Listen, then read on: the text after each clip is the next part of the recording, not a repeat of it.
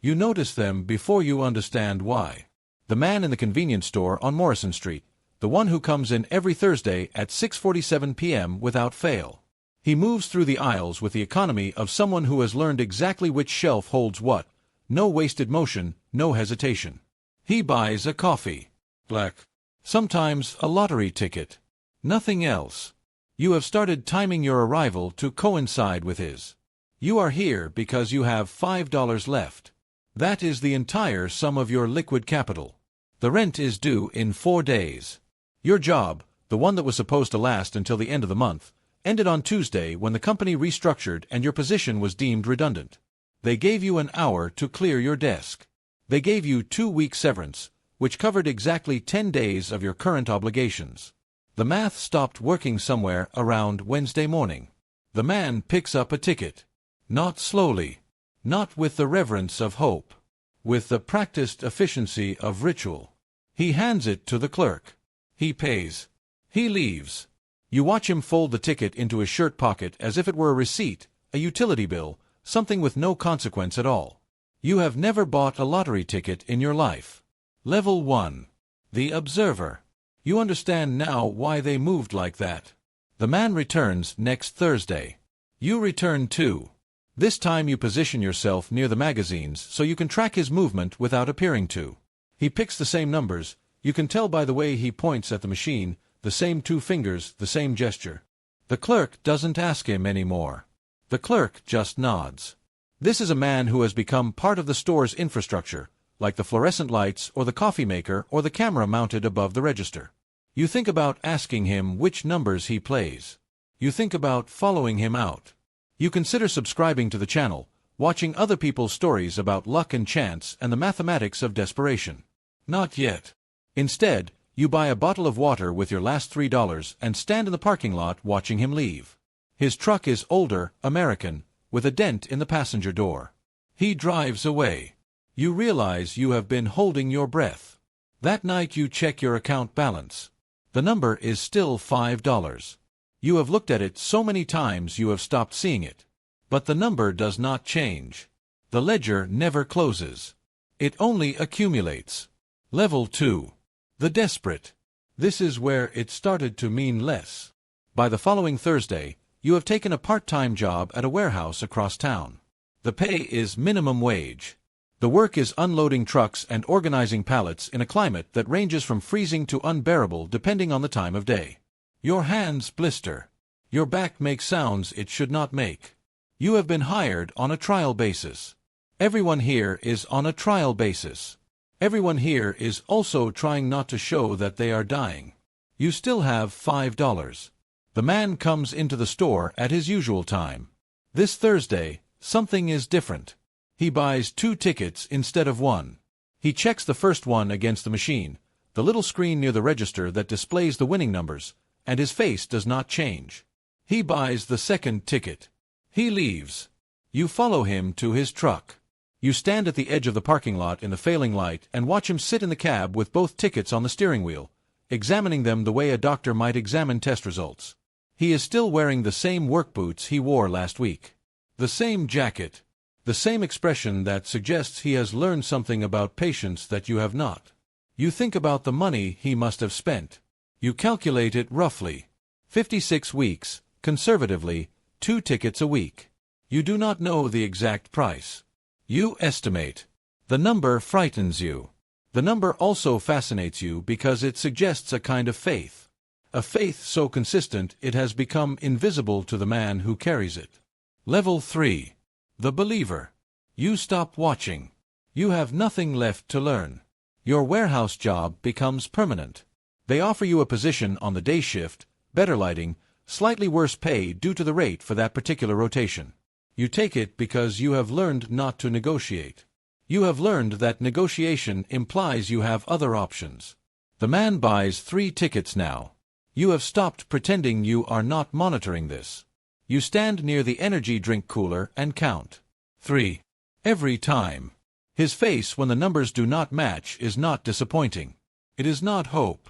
It is a kind of blank acceptance that suggests winning and losing have become equally fictional to him. One Thursday he speaks to you. The store is nearly empty. It is 6:51 p.m. He is leaving. You are standing exactly where you always stand. He pauses. He looks at you with the clarity of someone who has been watched and has only now decided to acknowledge it. You got to understand something, he says. His voice is quieter than you expected. The ticket isn't the point. The point is knowing every week that you could. That it could be this week. The waiting is better than the having. I learned that a long time ago. He folds his tickets. He places them in his pocket. He does not wait for your response.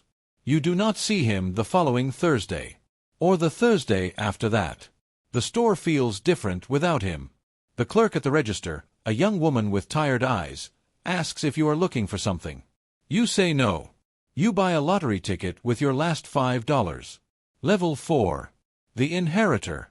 You understand now what you became. The ticket sits on your nightstand for 3 days. You do not check it. You do not want to know. Not checking it preserves something, the state in which it could be anything. The moment you check it, it becomes either garbage or an instrument of transformation, and you are not ready to collapse that probability into reality. Your warehouse job ends after 6 weeks. The trial period terminates. They inform you they are not moving you to permanent status. You ask why. They give you the corporate formula: restructuring, realignment, resources, nothing personal. You nod because you have learned that nodding implies you understand and that you will not make this difficult. You check the ticket at midnight on the 4th day. 3 numbers match. You win $4. You go to the convenience store and buy another ticket with the $4 and the $5 that is somehow still in your account. You buy 3 tickets. You stand at the counter and point at the machine, 2 fingers, same gesture, the way you watched him do it. The clerk does not ask your name. The clerk does not look at you at all. When you leave the store, you see yourself reflected in the glass doors.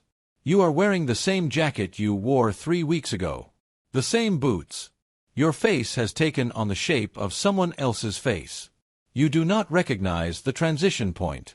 You cannot remember when you stopped being the observer and became the observed. The shape of someone you used to watch has become your shape. Level 5. The repeater. The ledger never closes. Months pass in a sequence that no longer feels temporal. You have worked at 3 different places. None of them have kept you. You have stopped asking why.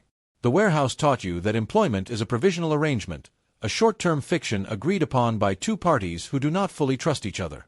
You have learned to expect the ending before the beginning. You come to the convenience store every Thursday at 6:47 p.m. You buy 3 tickets now. Sometimes 4. You check them against the machine. You win small amounts.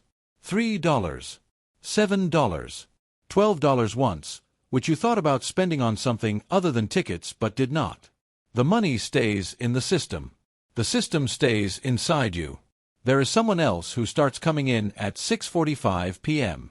A younger person, maybe late 20s, dressed like someone who still believes they are between 2 worlds instead of already entirely within one. They watch you the way you watch the man. You can feel it. The way they position themselves to track your movement without appearing to. The way they time their arrival to overlap with yours. You do not speak to them. You do not tell them what you have learned. You simply move through the store with the efficiency you have perfected. You have learned that the most important knowledge passes silently.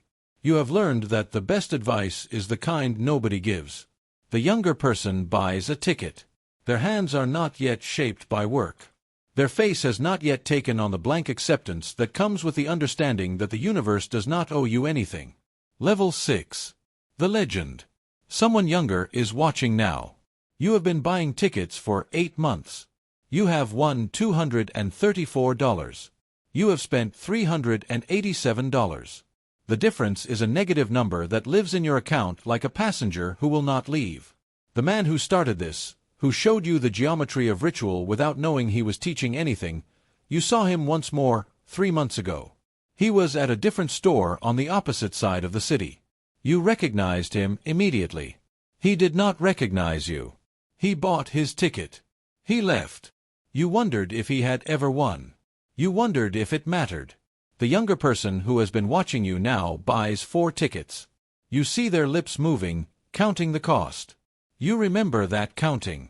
You remember when $5 was your entire world. You do not tell them to stop.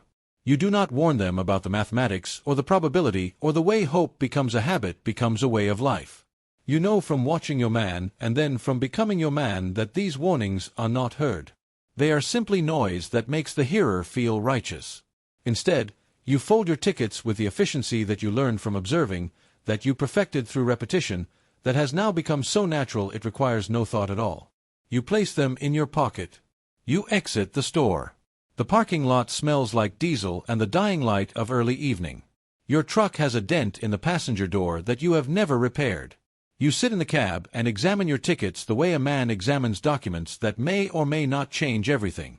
3 numbers match on the first ticket. $4. You do not feel anything. You have learned that feeling is not required for endurance.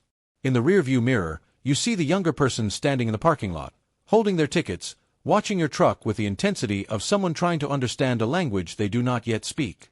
They are still there when you drive away.